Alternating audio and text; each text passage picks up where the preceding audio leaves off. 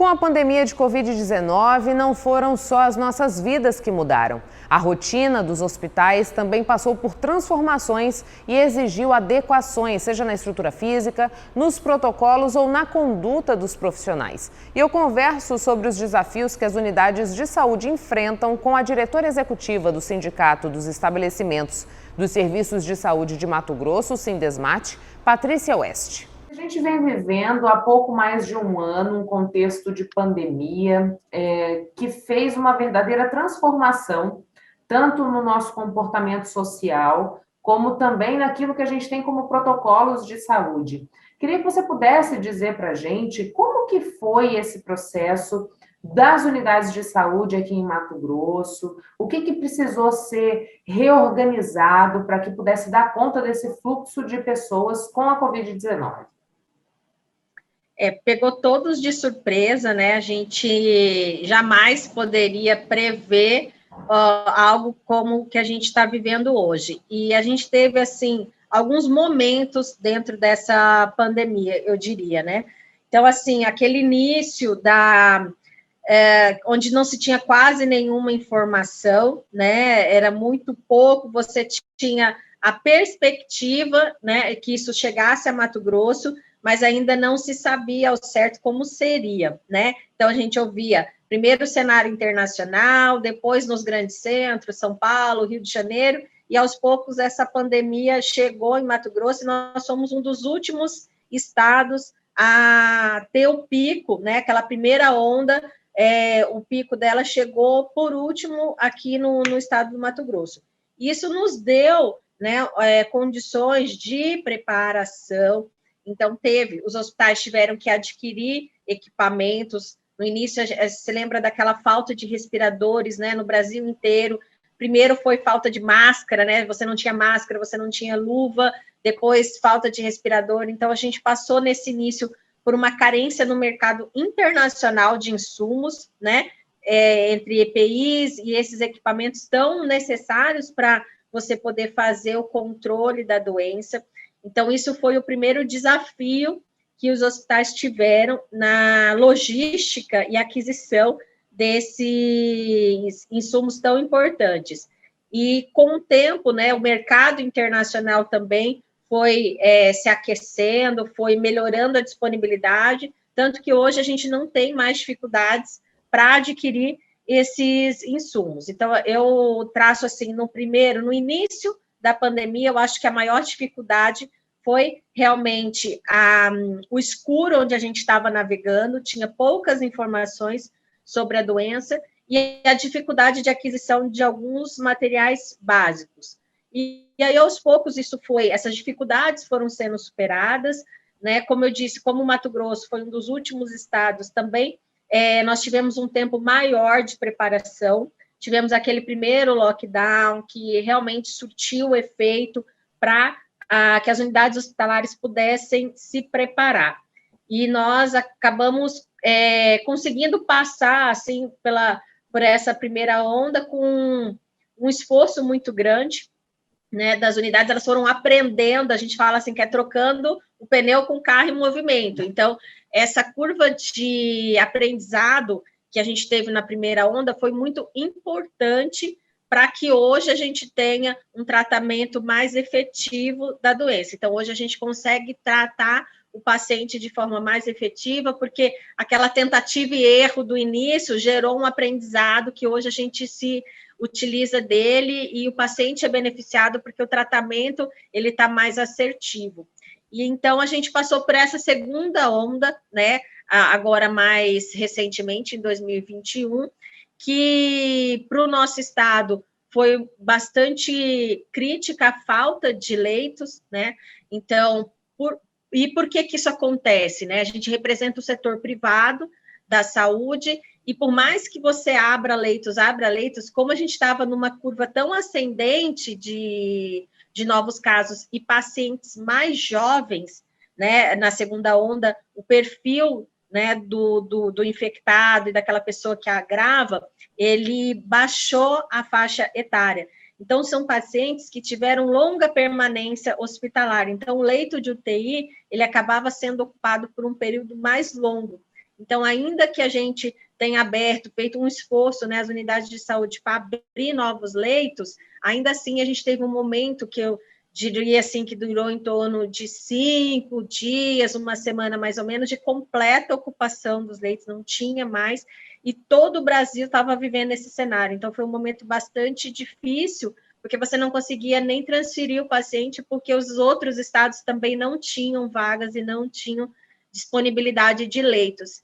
Então, aí essa segunda onda passou, felizmente, a gente está numa situação agora mais tranquila, mas ainda numa estabilidade alta, né? Então, o que a gente precisa nesse momento? É acelerar o processo de vacinação e seguir trabalhando a conscientização, porque é aquilo que a gente sempre fala, né? O vírus, ele não circula sozinho. Quem faz ele circular são as pessoas. Então, não importa a quantidade de recurso que eu coloque, o número de leitos que eu abra, né, todo o esforço por parte do prestador de serviço de saúde, ele acaba não sendo suficiente se a população não melhora o seu comportamento e segue as recomendações que são repetidas, né, exaustivamente, mas que ainda assim parece que não internalizou no comportamento de todos, né? Então, a gente segue aí sempre com essas recomendações, porque a pandemia não acabou, infelizmente, nossa vacinação ainda precisa acelerar um pouco mais, segunda dose. Hoje a gente está vendo um problema muito sério, que é a escolha da vacina, né? Muitas pessoas acabam, não, é tal vacina, não vou tomar, vou esperar outra vacina. Quer dizer, não tem isso, né? Todos os especialistas falam que todas as vacinas são seguras e é importante tomar a vacina que está disponível no momento, sua primeira chamada, né? Para se vacinar, tem que vacinar, porque é só assim que a gente vai conseguir melhorar esse quadro hoje. Patrícia, você falou aí que a gente teve um processo de reajuste, que é trocar o pneu com o carro andando, que a gente teve erros e acertos que fizeram com que esse segundo momento de pico fosse, digamos, não uma novidade para as unidades de saúde, né? O que você pode pontuar para a gente, além da aquisição de equipamentos, além da abertura de leitos, que fez parte desse processo de adequação das unidades e dos profissionais nesse atendimento no contexto de pandemia? Algumas medicações também novas que surgiram a partir dessa segunda onda. Então, no tratamento mesmo da doença, novas medicações ou medicações mais efetivas, né, que se viu que tinha uma resposta mais rápida, que, na verdade, o que você vai tratar dentro do hospital é a complicação decorrente da COVID. E aí, cada paciente... ele muitas vezes ele tem um quadro diferente, né? As complicações não são iguais em todos os indivíduos que têm a COVID. Então, esse aprendizado da equipe, tanto de enfermagem como o corpo clínico, médico, isso foi muito importante para melhoria, eficiência e sobrevida desses pacientes. Então, a gente acabou conseguindo reduzir o número de mortos por número de infectados, isso foi muito importante. E aí também, outro aprendizado que eu acho que foi muito efetivo, foi a ampliação do uso da telemedicina, que é um ponto que eu ressalto aqui também como aprendizado da pandemia, né?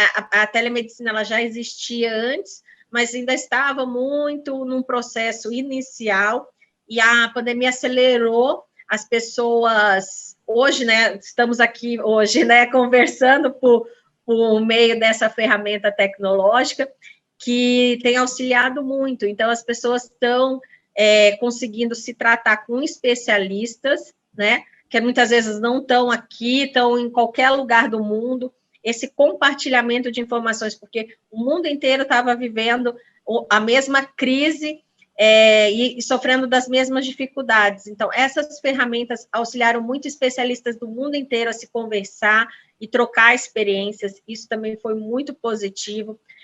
O avanço da própria ciência, né, com a rapidez com que a vacina foi produzida, aprovada e está sendo utilizada na população com resultado, isso também foi um ponto que eu destaco aí, né? Se há alguma coisa positiva que a gente pode falar desse problema tão perverso que tem tirado vidas aí ainda em quantidades absurdas.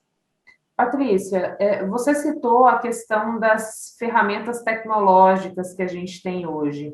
E os pacientes que estão internados com a Covid-19, eles precisam ficar em isolamento, né? Ficam aí apartados dos seus familiares, num dos momentos que a gente considera mais difíceis de se passar diante desse contexto, como você mesmo disse, que mais de 500 mil pessoas já morreram no Brasil, né? Como que os hospitais fazem uso dessas tecnologias no sentido de estreitar essa distância das pessoas que estão internadas com aquelas pessoas que elas amam, no sentido de levar um alento para esses pacientes? A gente fala que é a humanização do atendimento e do cuidado com o paciente. Isso tem feito muita diferença no tratamento e na resposta, né, daquele paciente internado, porque muitas vezes o emocional ele abala e ele compromete o tratamento. Então, as equipes, isso eu destaco aí com muito louvor, as equipes de enfermagem que acompanham mais um tempo maior esses pacientes, eles ligam para a família, né, fazem videochamada para que aquele paciente internado possa ter contato com a sua família. Também a comemoração, né, que eu acho que isso foi uma coisa muito bacana, né, toda vez que um paciente ele sai do processo de intubação e a equipe comemora junto com ele, né? Então, assim, todo mundo envolvido na recuperação daquele paciente, e o paciente sente, né, essa torcida, ele percebe que a equipe está toda lá com ele para que ele se recupere rapidamente. Então, assim, tenta da melhor forma possível aproximar a família através dessas videochamadas, ligações, mensagens. Então, a equipe de enfermagem fica com o celular, às vezes, do paciente para poder fazer esse contato com a família e torce com ele, vibra cada recuperação, o paciente quando ele sai, né, quando ele tem alta do hospital, todo mundo comemorando, isso é muito bacana e faz toda a diferença realmente para a recuperação desse paciente. Você disse para a gente que a situação hoje é um pouco mais tranquila, mas que a gente não pode descuidar, a pandemia ainda não acabou, o secretário estadual de saúde vem falando sistematicamente nas entrevistas que concede de um temor de que a gente viva um novo colapso. A gente viu no mês de março hospitais particulares que tiveram que fechar as portas porque não tinham mais condição de receber pacientes para poderem se reorganizar. Como que você definiria esse momento? Né, as unidades também estão nessa apreensão, porque a gente vê que as pessoas parece que ainda não se conscientizaram. E o que você visualiza daqui para frente, Patrícia, em Mato Grosso? Eu acho que a gente tem que aprender com as experiências e olhar o cenário ao nosso redor. Né? Hoje a gente está presenciando o estado do Mato Grosso do Sul, aqui nosso vizinho, que é um dos estados com o maior índice de vacinação, né? Tem municípios ali no estado vacinando acima de 30 anos já, então, assim, com uma vacinação avançada e, ao mesmo tempo, vivendo uma situação de lockdown, de alto índice de infecção e pelo coronavírus, e leitos lotados de hospital, todas as UTIs lotadas. Então, isso nos traz um alerta e a gente precisa entender o porquê desse cenário, né? Então, o que a gente sempre diz é assim, você toma a vacina para não ter a situação mais grave da doença, mas a pessoa que tomou a vacina, ela precisa manter os mesmos cuidados, porque ainda assim ela pode pegar e principalmente ela pode transmitir. Então, acho que, assim, eu não sei exatamente se é esse o cenário no Mato Grosso do Sul, mas o ensinamento que eu trago para a gente é assim, ainda que nós tenhamos um avanço na vacina, os cuidados precisam ser mantidos, porque, do contrário, a gente pode vivenciar novamente uma superlotação dos hospitais. Então, a vacina não te dá uma carta branca para parar de usar máscara, nem para circular livremente pelos ambientes sem tomar os cuidados. Os cuidados vão ter que ser mantidos, inclusive, para quem já tomou a vacina. E a gente tem observado também uma dificuldade na população de tomar a segunda dose. Então, as pessoas chegam ao momento da segunda dose e elas não comparecem. Isso também é um ponto de alerta que a gente tem que reforçar para que todos tomem a segunda dose, porque essa imunização ela só vai estar completa com a segunda dose. E de novo, assim, a gente chegar ou não numa situação tão grave como a gente viveu no mês de março, como você citou, depende única e exclusivamente do comportamento da população. Então, por isso o alerta do secretário, né, repetidamente, a gente não quer trazer más notícias e nem ser o portador de más notícias, mas se a população não se conscientizar e seguir as recomendações, a gente pode sim viver novamente uma situação de superlotação dos hospitais, porque o nível de contaminação pelo Covid ele pode crescer dentro do estado, e com isso mais pacientes, né, precisarão de tratamento hospitalar, e os recursos não são infinitos, né? A gente, por mais que a rede tenha capacidade de ampliação ainda e trabalhe exaustivamente para ampliar a sua capacidade, ainda assim você tem uma limitação, inclusive, de pessoal. Chega um momento que você não tem mais nem equipe médica e de enfermagem para você ampliar mais leitos. Então, a gente reforça aí junto com a população que depende única e exclusivamente de nós, do nosso comportamento, da forma como a gente vai seguir daqui para frente, que vai dizer se nós viveremos ou não outra situação de colapso no setor de saúde. O que a gente também tem levantado junto às instituições de saúde, que eles ainda têm capacidade de ampliação, esses leitos disponíveis hoje, dependendo da demanda, é possível que eles sejam dobrados, então você ainda consegue dobrar a quantidade de leitos, mas isso só é feito em detrimento de outros tratamentos, porque o que acontece? Sempre que o número de casos vem crescendo de Covid, necessidade de internação, os hospitais reduzem ao máximo o tratamento de outras doenças que podem ser adiados.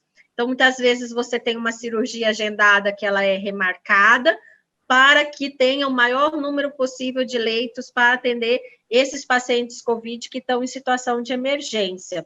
Então, não é de forma, ainda que a gente tenha a capacidade, o ideal é que ela não seja utilizada, porque uma vez que você não utiliza, você garante que os tratamentos de outras doenças, como câncer, doenças neurológicas, então você tem ainda ortopédicas, então todas essas doenças ainda existem, a gente está tendo que conviver com os tratamentos que já eram de costume dentro da instituição e mais o Covid, então tem um agravante aí do Covid, e toda vez que esse número aumenta, para tratar esses pacientes, você faz em detrimento de outros procedimentos que precisam ser adiados se eles não são urgentes. Então, o ideal é que a gente não utilize realmente essa capacidade na sua completa de todos os leitos, né? Se a gente não utilize todos os leitos disponíveis. Não saia daí que a gente volta já já, é um minuto só.